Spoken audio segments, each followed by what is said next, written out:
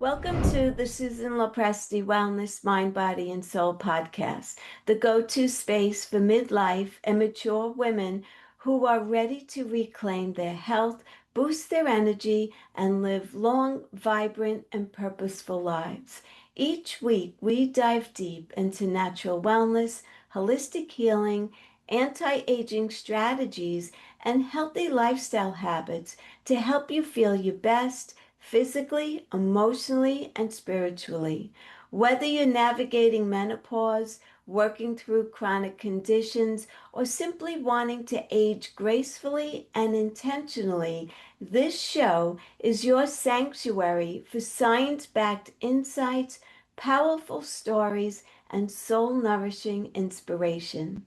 So if you're a woman, 40 or 50 or older, looking to thrive in the next chapter of your life, you're in the right place. Today's guest is James Oliver. James is the founder and CEO of Atlas Bar. James took Atlas from zero to over 1 million in sales without a cent of outside funding, building everything from scratch and selling millions of bars nationwide to people seeking genuinely clean nutrition. What makes his story remarkable, when James couldn't find a protein bar that met his standards, he made one with his mom and paid for his first production run by completing over 3,000 Uber rides. Every Atlas bar packed 20 grams of protein and just 1 gram of sugar and absolutely no artificial ingredients. A standard James stands behind so seriously that he once ran 100 miles in 6 days, fueled solely by his own bars to prove it. James offers more than the usual founder narrative. He's a thoughtful communicator with real insight into what makes our food environment so challenging, how to build lasting customer trust, and why metabolic health matters beyond just the marketing buzzwords. He also knows what it takes to grow a purpose-driven company in an industry full of shortcuts. So without further ado, James, welcome to my podcast. I'm so excited to have you here, and I'm really excited for our conversation today. Hi, Susan. Hi, how are you, James? I'm good. I'm good. How are Nice to you? meet you. Likewise. Likewise. I'm super excited to have you on, and I'm excited to jump into this conversation. Thank you for having me. I'm excited to be here and to jump into it too. You're very welcome. So, your story starts in a very relatable place. You were frustrated with products that were on the market, right? So, can you take us back to the moment when you realized no protein bar met your standards? What was going through your mind at that point? Because I've been there too. I look at the labels as well. So, what was going on in your mind with that? Yeah, it's a good question. I think it's where a lot of products and companies start is you're looking to scratch your own itch, so to speak.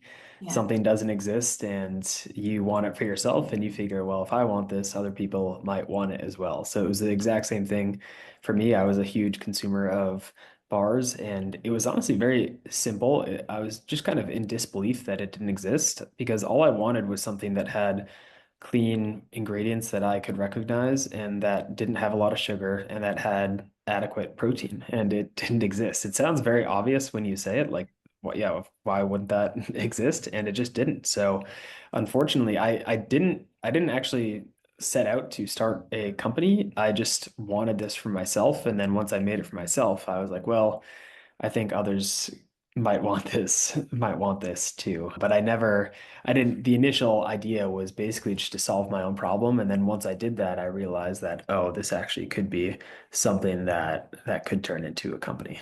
Yeah, because a lot of people will just say, oh, a protein bar, and just automatically assume that the ingredients are all healthy and they don't even turn it over to look at the ingredient list. So that's really important that you had that in your mind. So you financed your first production run with over 3,000 Uber rides, and that's intense. What kept you motivated through that process, especially when most people might have given up at that point? I think the driving emotion for me, it was a combination of fear and desire, two very powerful emotions. The desire because I wanted to build something that allowed me to control my own time and control my calendar and my destiny. But fear because I was like, I need to make this work because I really don't want to go work for somebody else. So I'm going to do everything that I can to try and make this work. And I also believed, I just very strongly believed that knowing the other companies that were successful, and I would actually do this when I was feeling down. I would go to the store and I would buy a competitor, a competitor that, not a specific one, it would depend on the day, but I would buy that competitor and then I would have it and I'd be like, okay, if this competitor can be a multi-hundred million dollar company with this product, then I can at least make a company that has like a fraction of that success with my own product. So it was a combination of things that kept me going. It was the desire to want to control my own destiny, the fear of having to kind of work for somebody else and kind of getting stuck in that world, and just the belief that something could be successful, something that I was creating could be successful given the other things that I saw and their success. Yeah. But building a company from scratch is really no small feat, right? I mean, there's a lot involved. So what was one of your first major challenges that you faced when launching the Atlas Bar? And how did you overcome it? Well, the very first challenge was I remember getting the shipment. And it's something that I just didn't even think about. It was coming on a tractor trailer. Yeah. And at the time, it was going to be delivered to my house or my parents' house, really. But they didn't have a loading dock to receive it because the tractor trailer, it's like 4 feet or 3 or 4 feet, the back of it is. And you need to have it come up to a loading dock so you can just roll it off. And there was no loading dock. So the very first problem, I guess, started before we even made $1 of sales, and that was figuring out how to just get the product off the truck. So I called one of my friends who had a loading dock and I asked if I could receive the shipment there and borrow it. So I did. We used their loading dock, got it off the truck, and then I loaded the product once it was off the truck into my car. And Wow.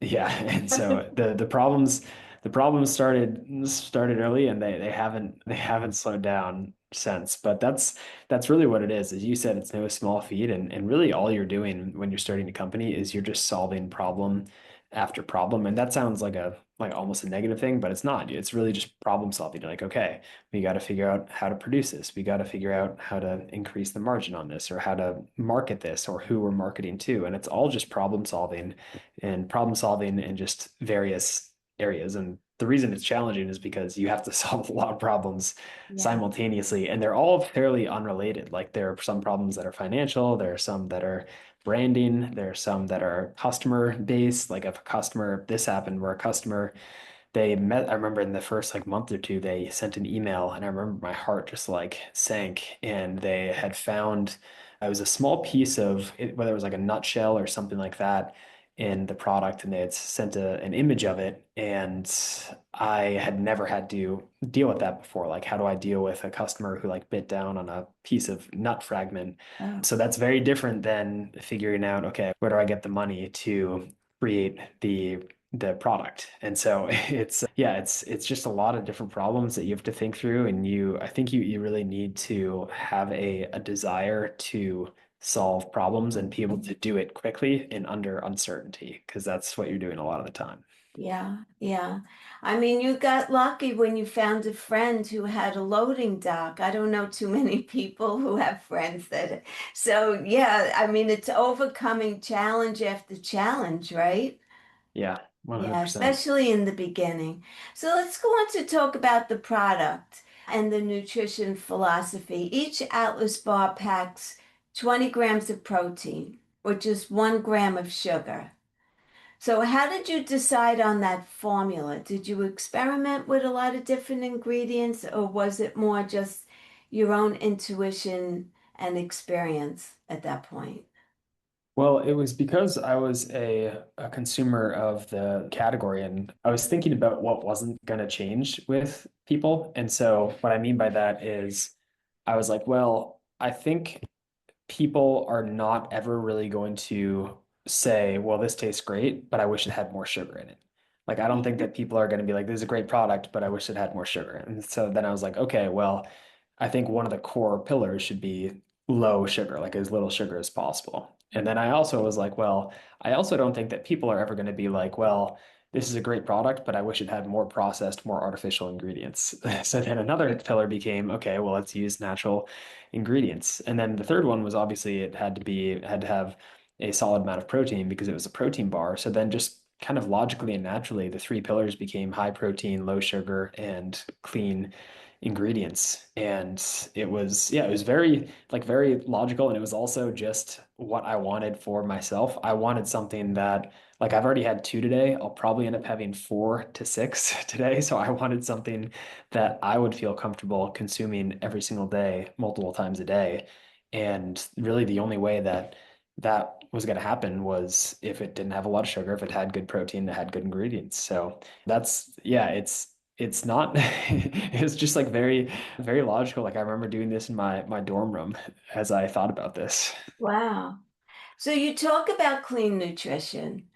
For our listeners, what are some common misconceptions about protein bars or healthy snacks that people should watch out for?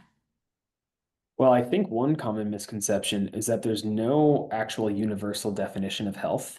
So, what I mean by that is that there's no regulatory body that says this is what is healthy and this is not what's healthy. Mhm. So, because of that, you have such a wide variety of products that all say that they're healthy on it. And it's really up to the brand to decide whether or not they want to use the word this is healthy for them. So it's for that reason, there's just a tremendous amount of confusion in the world of packaged foods over what is good and what is not, because you have all these brands that are saying these different things, saying this is good for you, saying that this has heart healthy ingredients, but maybe it has a lot of sugar, but it has heart healthy ingredients. So does that make it healthy? I remember thinking through this again a lot when I was younger. I remember I remember thinking about how this was in like the 2000s, and I remember people at the time were like, fat is bad. And I was like, okay, so Yeah. people say that fat is bad, but people also say that fruits and vegetables are good. And an avocado is technically it's a fruit, but Right. it's full of fat. So if fat is bad, but fruit are good, and avocado is a fruit full of fat, then what is it? Like how, and so I just remember thinking a lot about these things because like I just wanted to basically have clarity for myself. And so I really like, I remember early on being like, well, I think a general rule is that the closer you can get to the food, meaning like the less processed it is, that's a hard kind of philosophy to find any holes in. It's hard to say that if you only have real food, you're going to end up unhealthy. So that was always kind of a guiding tenet. So that's going back to your question on what is healthy. I would say that the fewer the ingredients, just a very general rule of thumb is like fewer ingredients is usually better, and the more recognizable ingredients. So basically, less ingredients and more recognizable ingredients will usually mean the product is better for you. If you see a product that has 50 ingredients and half of them end in oxide or other suffixes that you don't know how to pronounce, Right. odds are it's probably not the best thing for you. Yeah, absolutely. Great answer to that question. Metabolic health is often a buzzword too. So, how do you define that in practical terms? And why is it so central to the Atlas Bar's mission? So I'll start with the second part of that. There's It's not really talked about that much in these terms, but we are right now living through what could be called the largest health crisis in modern history. And that is the kind of chronic disease crisis, where tens of millions of people, I think the number last year was about 40 million people died from preventable chronic disease, Wow. which is a enormous number. Like if you put it into context of some of the world wars, I think in the deadliest year of World War II, I think there were like 14 million deaths, which is a crazy amount of people. But we now have that happening every single year, multiple times that happening every single year from chronic disease. And a lot of it is due to nutrition, metabolic disease, meaning type 2 diabetes, insulin resistance. And when I say metabolic health or talking about metabolic health, there's a lot of factors to that, but one major factor is your body's ability to regulate glucose. Because if you lose that ability, that's when you have insulin resistance, you can develop type 2 diabetes from that. So there's just a huge need for food products that people can enjoy that don't contribute to the glucose dysregulation that so many people experience. And we just completed a clinical study, which I was proud of that we had done. It was the first one that we did, but because I want to make sure that what we say about our product is true and is validated. So what we did is we ran a study with our product and we found really one of the premier labs in the world that does this. And they did a full clinical study and they recruited subjects and they tested our product against the basis, the kind of reference point that's universally used is a slice of bread. Mhm. So they tested, or I'd say white bread in general, they tested Atlas against white bread. And Atlas had our peanut butter chocolate chip flavor had a 77% lower glucose response than a equivalent amount of white bread. So it basically has the same response as like 1/4 to 1/3 of a slice of bread. So very, very little. And it was really cool to see that because I had expected it. And from my own experience, that was what I had experienced and what I'd found out. But to have it validated by a study was really cool to see. Yeah. Wow, that's wonderful. Yeah. Yeah. And a market that is filled with shortcuts, right? That happens all the time. How do you maintain quality and consistency, especially as your production ramps up and scales? Well, it's funny you ask because I'm actually spending the week at our production facility right now. So I'm literally sitting at our production facility as we have this conversation. So we don't do our own production. I would like to one day, but right now we work with a what's called a co-manufacturer who does our production for us. So the first thing is we work with a really good co-manufacturer. When we initially were looking for who could help us manufacture our product, we looked at every single one in the country. It was, I think, close to 100 of them. And then we basically interviewed them just like you would interview candidates and you Hmm. whittle it down until we got to three left. And then we talked to those three and we ended up choosing this one. So we make sure that we have a really good co-manufacturer who gets inspected by the FDA, by all the various regulatory bodies.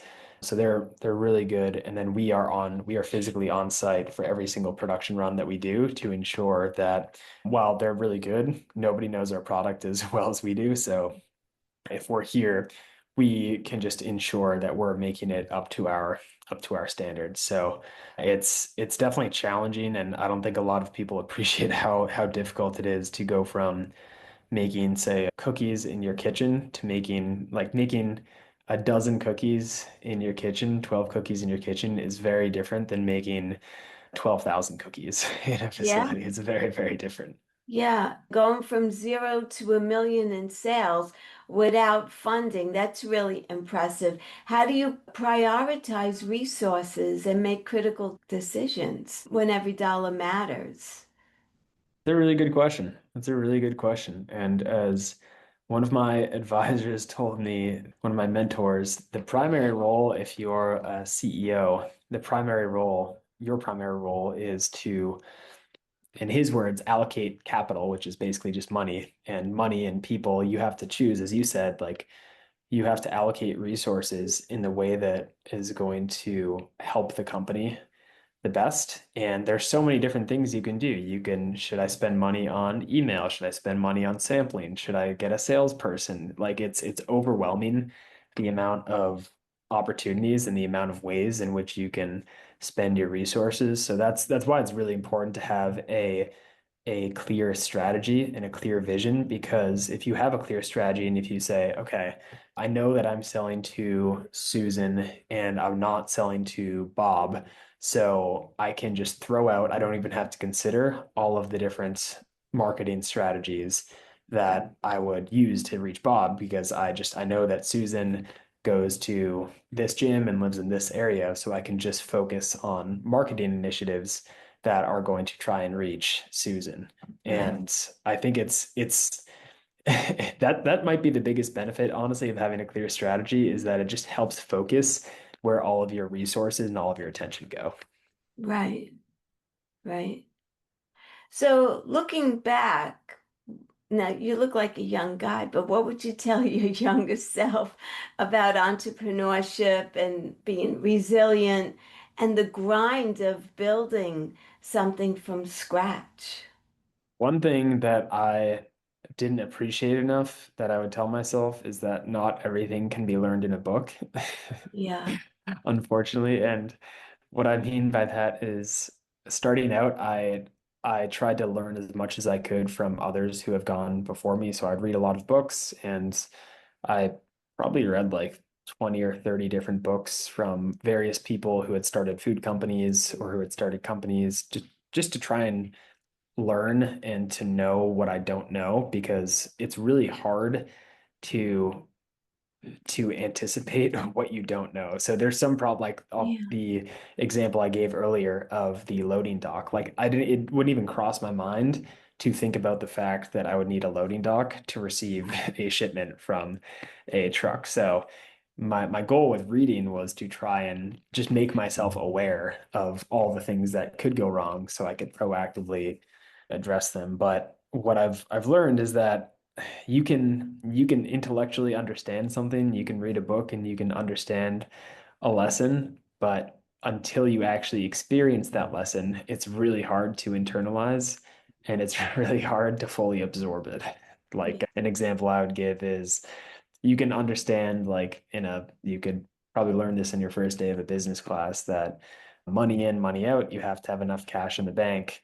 And obviously that makes sense. It's very intuitive, but it's very different when you're at the point where you're like, well, I don't have enough cash in the bank to pay this bill that's due in a few days, because that creates an emotional response in you. You have this fear, this dread.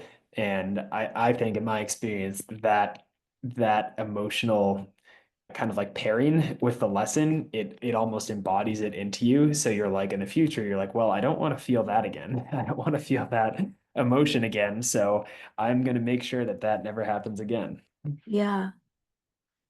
So, what's one habit inside or outside of your business that you credit for your resilience and also your ability to keep pushing forward? There's the physical side of things, which I think is really important. Your body does all the moving, your body does all the thinking, so you have to take care of it. Mhm. So getting good sleep, eating, eating well, making sure that I spend time, quality time with people who I care about too, because when things are going tough, and they will go tough if you are in entrepreneurship, Yeah. it's really helpful to have people around you who are there for you, who you can lean on as you're just getting thrown around by the waves of entrepreneurship. And then on the kind of mental side, I think just staying optimistic, and it can be difficult to do, especially in our day and age, but figuring out a way to just always keep your head up no matter what happens, so that you can keep marching forward and you can keep putting one foot in front of the other. I think that's really important to do, because you can't let pessimism get a hold of you. Not in life, but also especially not in entrepreneurship. Right. Yeah. That's really great advice because you have to expect, especially as a new company, there's going to be a lot of challenges, a lot of ups and downs and snafus and things going on. And I think it's really, really important that you stay grounded and focused on what you see as the ultimate goal and what's important for you in developing this company. I mean, you had a strong why to get it started, and now it's just keep pushing forward, right? And Yeah.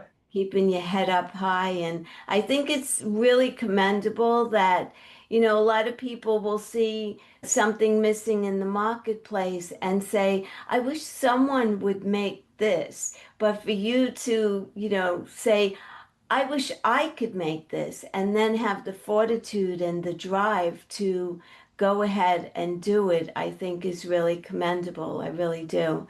So, looking at the industry today, where do you see a real opportunity to shift the food environment for the better?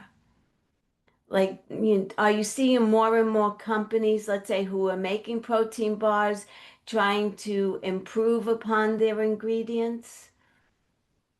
Yeah, so I definitely have an answer to that. One other thing that I'll add to what you just said that I thought of is I think a lot of people they defeat themselves before they even start because they think they have to take this massive leap, this massive risk in order to start something.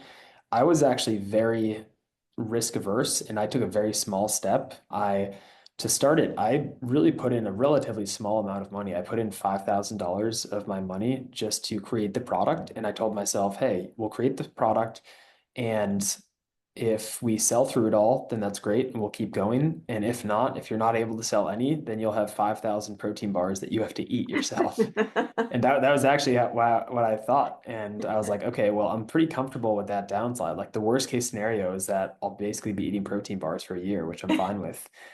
But I think a lot of people, they think that they have to, quote unquote, like burn the boats. They have to quit their job and uproot their life and make this massive risk. And I haven't found that to be true. And I think that's some people's stories for sure. But I think there's an equal amount of people who just took this incremental approach where you test it, you see if there's a good response from the market. And if there is, then you just keep going. And if not, then you can pivot to something else. But just be trying things because time waits for no human. Right. Um, So when you started this, did you have a career? Were you working another job at this point, or did you quit your job and get into this? no, I started this while I was doing all of this while I was a student in school. Oh, So I was doing this, and then I think I graduated on like May 21st, and then the first shipment with that loading dock came in, I think on June 1st. So I started like a little over a week after I graduated from school, and I wanted to line it up that way because I wanted to just kind of go right into it. And I was just trying to make every day count. So I didn't take much time. But to your question on the industry, I do think that there's clearly a movement right now for cleaner label products. Right now, there's a movement for more protein and everything. I think that that is not going to sustain. Like when when Starbucks is putting protein in the cold foam, I think that I'm comfortable being like I don't think I think this is a kind of a frenzy. I don't think that this is going to be a long term trend. I do think that the though it's a short term kind of I hesitate to say bubble, but I'll say bubble, a short-term bubble in protein. I do think that there will be a long-term shift to more protein in products, but I think the broader thing that needs to happen, and that it is happening, but is cleaner label foods, foods that aren't made with as many processed ingredients. And I think a lot of consumers, they don't necessarily appreciate this, but companies respond to what consumers demand. So that's actually economics 101. hmm. And if consumers demand better products, companies will make those better products. And I'll give an example, which is Coca-Cola for the majority of Coca-Cola's existence, they have pushed Coca-Cola that's full of sugar as their main product. And now, especially in the States, they've started to push Coca-Cola Zero, Yeah. not because all of a sudden they're like, oh, we should sell a product that has zero sugar because it's better for people, but it's because people want products that have zero sugar. So to make sure that they stay in business over the next 100 years, Coca-Cola has shifted its strategy to now pushing products that are better for people because people have demanded that. So I think consumers should always keep in mind that they have power. It's very similar to a very similar to a democracy where the government, in this case the companies, they derive their power from the people that they serve. And it's cool to keep that in mind because you're like, oh yeah, I do have power as a consumer. I'm not just kind of at the whim of these companies. Yeah. And people more and more today are concerned about achieving optimal wellness and staying healthy. Yeah. Where can people find your bars? Are they in retail stores, in gyms? Right now, we primarily sell direct to consumers. So Oh, primarily through Amazon, through our website, through a couple of other websites like Walmart.com, Vitacost, iHerb. We're actually a pretty small team still, and hmm. we have a couple of things that I still want to improve on the product before we expand to a larger footprint. But yeah, for the time being, the majority of where we sell is online. Oh, very cool. Okay. So Amazon, Walmart, you said? Yeah, Okay. yep, exactly. Yeah. So James, any final thoughts you'd like to leave my audience with today? I would say that if there's something that you want to do, say to try and figure out a way to do it because time goes by quick and it feels like I blinked and I went from 20 to 30. So Yes. it doesn't get any easier to do as you get older. And that was actually something that I used to motivate myself to do it when I was early. I was like, you know what? It's only going to get harder. You're 21 or 22 now. It's only going to get harder the longer you wait. So it's really uncomfortable right now. It's scary, but just do it. Just start because you're going to regret not doing it more than you're going to regret doing it and failing at it. So Absolutely. that's what I would say. It's just time ticks by. So Yes. make the most of it. I think it's commendable that you were 21 years old and you had the insight to create something for yourself, for your future, and also for consumers to be eating a healthier product. And I think it's wonderful. And I have a feeling that this is just the beginning for you. That's the it's crazy because it feels like it's the end. It's crazy to say it's just the beginning, but I hope so. Yeah. Yeah. Who knows? In the future, you may create more than just bars as far as, products adding to the line in some way. Yeah, we'll see. Well, I appreciate you coming on. I wish you the best of luck. I think it's really, really great what you're doing, and it's just wonderful. Thank Yeah, you. thank you so much for having me. I appreciate the opportunity and it was wonderful talking. So thank you again. You're welcome.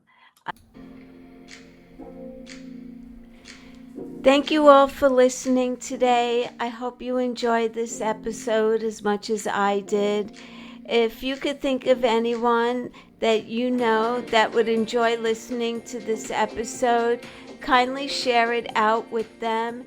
If you're not currently subscribed, please be sure to follow me here so each week when I drop a new episode, you can come on and learn more about your health and wellness and overall well-being.